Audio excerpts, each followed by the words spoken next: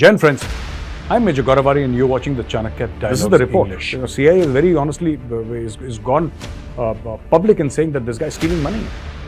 He's stolen vast amount of money. So, and as important as Europe, as important as Australia or Asia or the United States of America, North America, South America, it's equally important. And why don't the Africans have a voice? Jen friends, I'm Major Gaurav Arya and you're watching the CHANAKYA Dialogues English. Like this video, subscribe to our channel and don't forget to press the bell icon. So friends, the news is that because of G20, Ukraine is throwing a major fit. Because the way the Western media has pampered Ukraine over a period of time, the way the Western media has said, that Ukraine is the center of the universe, they have projected this entire war, this Russia-Ukraine war, as a fight between David and Goliath, which it is anything but. Now, Ukraine says, and I'm quoting some lines from there, and this is an official statement because it's been spoken by their spokesperson of the Ministry of External Affairs. Ukraine says that the statement on Russian war, nothing to be proud of. Ukraine expected much more from G20. Ukraine is not even part of G20, but there is this sense of entitlement that I've seen over the past 1.5 years. After this Ukrainian war started earlier, everybody was with Ukraine and people would say that, why has Russia invaded Ukraine? Russia was wrong to invade Ukraine. And even I felt the same way. I've spoken about this and I still feel that Russia should have avoided going to war with Ukraine. But now slowly and slowly, people are turning around and there is a perceptible change in opinion where they feel that Ukraine is like a spoiled brat which keeps on wanting more and more and more from the world. And there is this sense of entitlement that somehow Ukraine is fighting the world's war and all the Ukrainians who are dying, it's the world's fault. Actually, it is not. Zelensky is a coward. That's number one. Number two is that Zelensky is totally corrupt. In fact, the CIA, the Central Intelligence, Seymour Hersh wrote a very beautiful article, and here it is on your screens.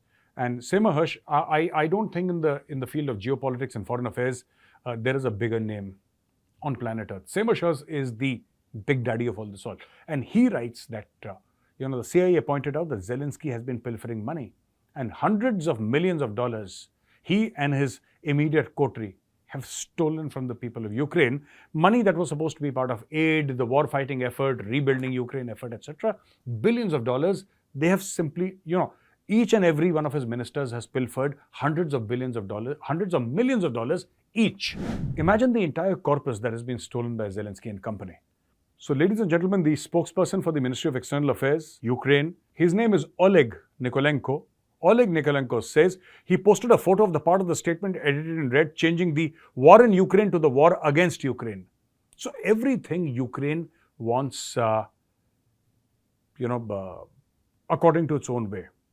India, if somebody has an opinion which is different to that of Zelensky or Ukraine, that person suddenly becomes the villain. So everything, they're saying that this G20 was absolute rubbish and we were not supported the way we would have liked. And frankly, I think as an Indian, I'm getting tired of Ukraine and its victim card that Ukraine is playing. There are many Indians who support Ukraine, but these are the people who don't deal in real politics like I do. And I would like to say that, the document has said that all states should refrain from use of threat or use of force to seek territorial acquisition against the territorial integrity and sovereignty of political independence of any state. Right? All states. Now, instead of all states, they said they wanted Ukraine to be put there specifically, Russia should desist from. There are other problems. G20 is a global body. It's not a Ukrainian body. This is the G20. It's not the Ukrainian parliament for whatever passes as a parliament in Ukraine. They're saying there was no explicit reference to Russia, unlike the G20 statement in Bali in 2022. In the strongest terms, like for example, a UN resolution condemning in the strongest terms the aggression by the Russian Federation against Ukraine. It's obvious that the Ukraine's participation in the meeting would allow the participants to better understand the situation. Now, Ukraine wanted to take part. Sorry, Ukraine, you're not taking part. And frankly, we've had enough of you. You're thieving President Zelensky, right? I'm no great fan of Putin. But the fact is that Zelensky is a thieving thieving thief is not a right thing to say, but yeah, he's a thief. And this is what the CIA is saying. This is not what I'm saying. This is the report. CIA is very honestly is gone public in saying that this guy is stealing money. Yeah. He's stolen vast amount of money. So, and frankly, for a person like me, it's difficult to understand this entire game that Ukraine is playing.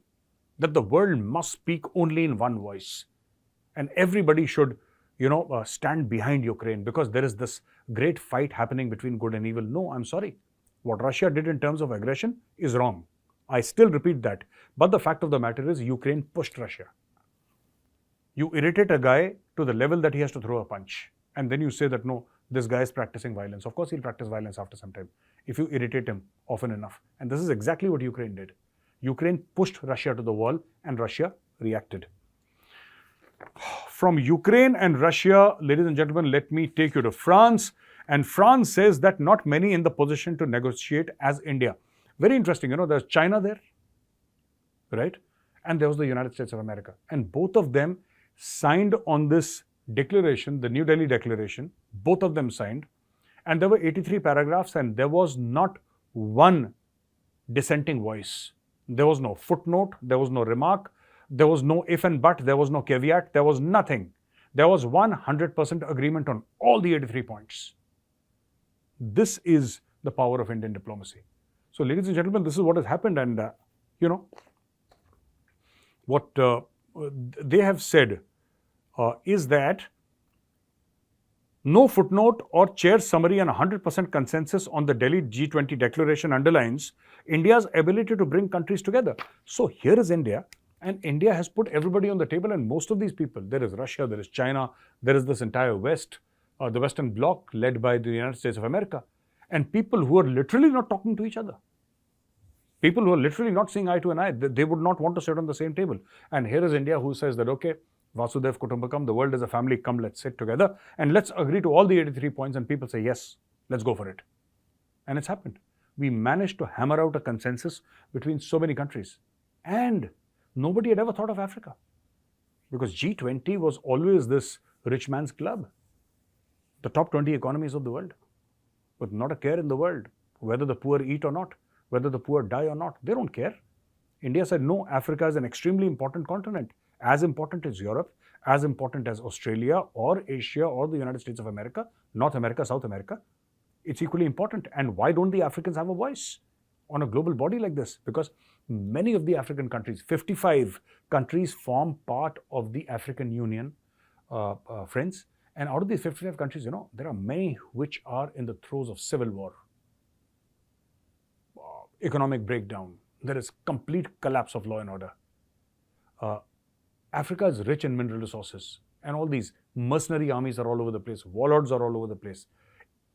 Some places of Africa are exceptionally beautiful and well maintained, but most part of Africa is many a times off and on in a state of chaos.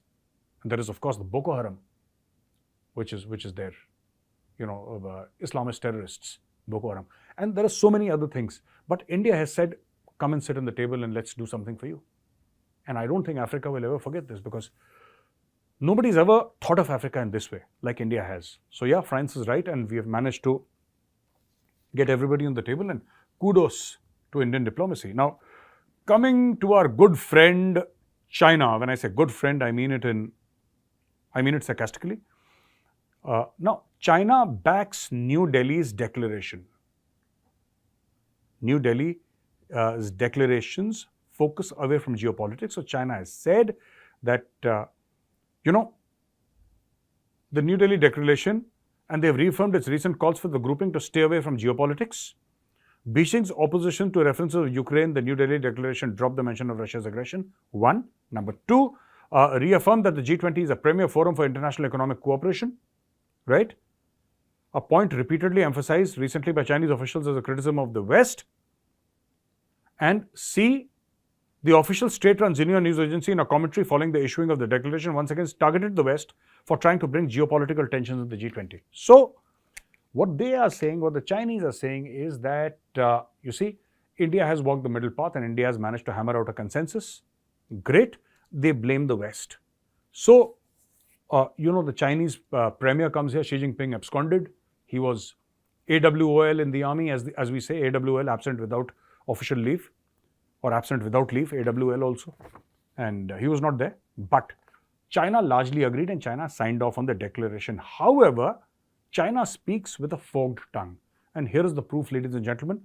You see, the Chinese Ministry of State Security, they have a think tank called the China Institute of Contemporary International Relations. Now, this is a premier think tank funded by the Ministry of Internal Security and Internal State Security, and they pump in a huge amount of money. It's got all these former ambassadors and generals, etc., and they talk about international affairs and geopolitics.